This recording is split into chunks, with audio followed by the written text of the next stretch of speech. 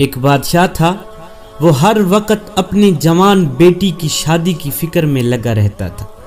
وہ برسوں سے نیک اور متقی عبادت گزار داماد کی تلاش میں تھا کہ میرا داماد عبادت گزار ہو، اللہ کا محبوب ہو، متقی ہو، پرہیزگار ہو۔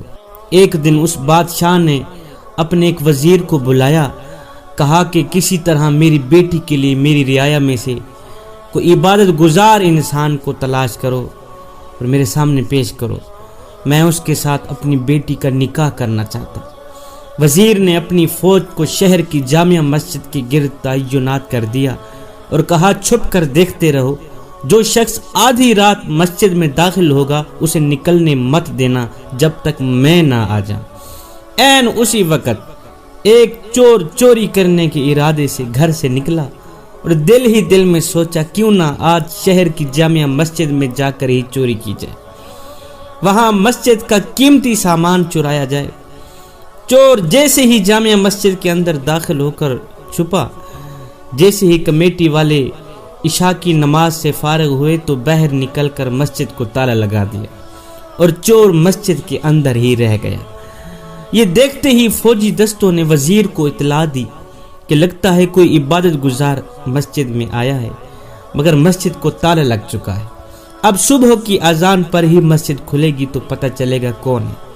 وزیر جلدی سے مسجد پہنچا اور صبح کی اذان کا شدت سے انتظار کرنے لگا تاکہ اندر موجود نیک انسان کو بادشاہ کے سامنے حاضر کیا جا سکے۔ جیسے ہی مسجد کھلی، وزیر دستے سمیت اندر داخل ہوا۔ چور یہ دیکھ کر گھبرا گیا کہ آج تو پکڑا گیا۔ یہ سوچتے ہوئے اس نے جلدی سے نماز کی نیت کر لی۔ جو ہی نماز ختم کرتا فوراً کھڑا ہو کر دوبارہ نیت کر لیتا۔ وزیر کو اس کی عبادت گزاری پر یقین آ گیا۔ جو ہی نماز ختم کی تو فوجی دستے نے اس چور کو پکڑا اور بادشاہ کے سامنے پیش کیا۔ وزیر نے کہا، بادشاہ سلامت، یہ ہے آپ کا مطلوبہ شخص، اسے مسجد سے گرفتار کیا ہے۔ رات بھر مسجد میں یہ شخص عبادت کرتا رہا۔ چور کی حالت غیر ہونے لگی، اللہ اکبر، چہرے کا رنگ بدلنے لگا۔ تھا تو چور۔ بادشاہ چور سے مخاطب ہو کر کہنے لگا، میاں کیا خیال ہے، اگر میں اپنی بیٹی کی شادی تیرے ساتھ کر کے تمہیں اپنی سلطنت کا حاکم مقرر کر لوں تو کیا تمہیں منظور ہے؟ چور ہکا بکا ہو کر بادشاہ کو دیکھنے لگا، ادھر ادھر دیکھنے لگا، ڈرتے ڈرتے پوچھا، بادشاہ سلامت، یہ کرم نوازی کس بات کی ہے؟ آخر میں نے کون سا ایسا کارنامہ دکھایا ہے آپ کو جس کے بدلے میں اتنی بڑی جزا مل رہی؟ بادشاہ نے کہا، تم عبادت گزار ہو، رات بھر مسجد میں رہے، رات بھر مسجد میں نماز پڑھتے رہے، صبح آذان ہونے پر تم باہر آئے، تم عبادت گزار ہو، متقی ہو، پرہیزگار ہو، بس یہی کچھ ہم نے آپ کے اندر دیکھا ہے اور آپ کو جزا دے رہے ہیں، اپنی سلطنت بھی دے رہے ہیں، ساتھ میں بیٹی کا نکاح بھی دے رہے ہیں۔ یہ سن کر چور دل ہی دل میں سوچنے لگا، اور میرے کریم رب، میں چوری کی نیت سے ہی صحیح تیرے گھر گیا، دکھلاوے کی نیت سے ہی صحیح نماز ادا کی، اور بدلے میں تو نے دنیا میرے قدموں میں ڈال دی۔ ہائے، میں چوری کی نیت سے تیرے گھر کے اندر داخل ہوا تھا، چوری کی نیت سے ہی میں نے قیام کیا، رکوع کیا، ایک سجدہ کیا، اور بدلے میں تو نے اتنا بڑا انعام دیا کہ دنیا میرے قدموں میں ڈال کے رکھ دی۔ اور اگر میں سچ مچ عبادت گزار ہوتا، راتوں کی تنہائیوں میں اٹھ اٹھ کے نماز پڑھتا، تمہیں سجدے کرتا، تو پھر تیرا انعام کتنا اعلیٰ ہوتا۔ وہیں کھڑے کھڑے نادم ہو کر اس چور نے توبہ کی کہ یا اللہ، آئندہ کوئی بھی پل تیری یاد سے خالی نہیں گزرے گا۔ وہیں کھڑا کھڑا اللہ کا محبوب بن گیا، وہیں کھڑا کھڑا نیک اور متقی پرہیزگار بن گیا۔ خوش نصیب ہیں وہ لوگ جن کا دل عبادت میں لگا رہتا ہے، حال دل اپنے مالک کے سامنے گڑ گڑا کر ذکر کرتے ہیں، آرام دہ بستروں کو چھوڑ کر مسلح پر کھڑے ہوتے ہیں۔ اے انسان، تیری زندگی ایک کتاب ہے، اپنے ہاتھوں سے ایسا کچھ لکھ کے جانا جس کو پڑھتے ہوئے کل قیامت کے دن شرمساری نہ ہو۔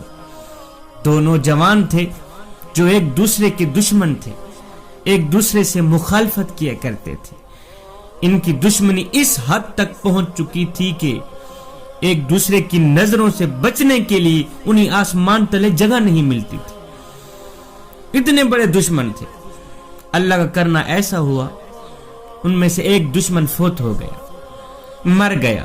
مرنے والے کی موت پر دوسرے دشمن کو بہت ہی خوشی ہوئی، بہت ہی خوش ہوا۔ خیر، زندگی کے دن گزرتے گئے، وقت گزرتا گیا۔ کافی عرصے بعد دشمن کا جب دشمن کی قبر سے گزر ہوا نا، تو دشمن کی قبر کو دیکھ کر آگ بگولا ہو گیا۔ غصے میں آ کر اس نے دشمن کی قبر کا تختہ اکھاڑ ڈالا۔ جب تختہ اکھاڑا تو نیچے دشمن کی حالت دیکھ کر کانپ اٹھا کہ تاج پہننے والا سر کیڑوں کی غذا بنا ہوا تھا۔ وہ دشمن جو دن میں 10 مرتبہ شیشے کے سامنے آ کے کہتا تھا، جی میری آنکھیں کتنی خوبصورت ہیں، میرا چہرہ کتنا خوبصورت ہے، میرا بدن کتنا حسین و جمیل ہے، مگر ہائے اس کی خوبصورت آنکھوں میں مٹی بھری ہوئی تھی۔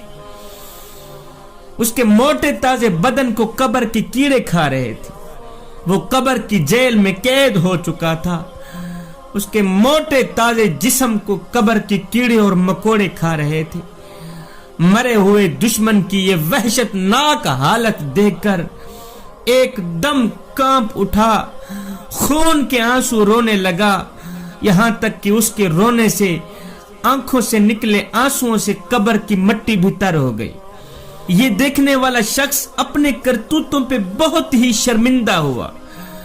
اس کے بعد اس نے حکم دیا کہ اس کی قبر پر لکھ دیا جائے، یہ جو میرے دشمن کی قبر ہے، اس کی قبر کے اوپر لکھ دیا جائے کہ کوئی بھی شخص کسی بھی دشمن کی موت پر ہرگز خوشی نہ منائے، ہرگز خوشی نہ منائے، اس لیے کہ وہ خود بھی جلد از جلد موت کی دبوچ میں آنے والا ہے، اس لیے کہ وہ خود بھی مرنے والا ہے۔ دشمن کے منہ سے نکلی یہ بات سن کر ایک اللہ والے فقیر کو رونا آ گیا۔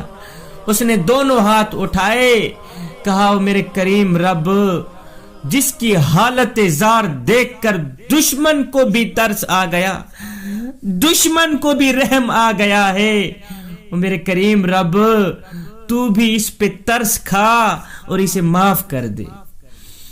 جوانوں، ہمارا جسم بھی ایک نہ ایک دن ایسا ہی ہونے والا ہے۔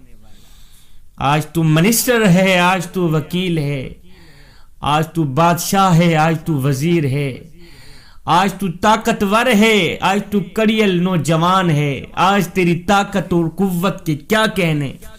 آج زمانے کو انگل پہ تو نچا لیتا ہے، ہاتھیوں کو تو بٹھا لیتا ہے۔ آج تو طاقتور ہے، آج تو زوراور ہے، آج تو سب کچھ ہے۔ صاحب، آنکھیں بند ہونے کی دیر ہے، تیرے جسم سے روح نکلنے کی دیر ہے کہ تیرے اندر فخر اور غرور کی یہ جو آگ بھڑکی ہوئی ہے یہ ختم ہو جائے گی، تیری اوقات سامنے آ جائے گی۔ جوانوں، یہ 2 دن کی زندگی ہے، 2 دن کی زندگی ہے، کوئی نہیں جانتا کہ موت کب آئے گی، کون کب مرے گا۔ اس لیے اس دنیا میں رہ کر مخلوق خدا کی خدمت کریں، مخلوق خدا سے محبت کریں اور اپنے خدا سے اپنا معاملہ درست کر لیں۔ معلوم نہیں پھر فرصت ملے نہ ملے، معلوم نہیں پھر یہ زندگی کے لمحے ملے نہ ملے۔ ایک فقیر سے پوچھا گیا کہ بابا جی، نفس کی بیماری کا بھی کوئی علاج ہے؟ نفس کی بیماری کا بھی کوئی علاج ہے؟ یہ سن کر اس فقیر نے کہا، بیٹے موت کو کثرت سے یاد کیا کرو، موت کو ہر وقت، ہر گھڑی، ہر لمحے یاد کیا کرو، بس یہی نفس کی تمام بیماریوں کا علاج ہے۔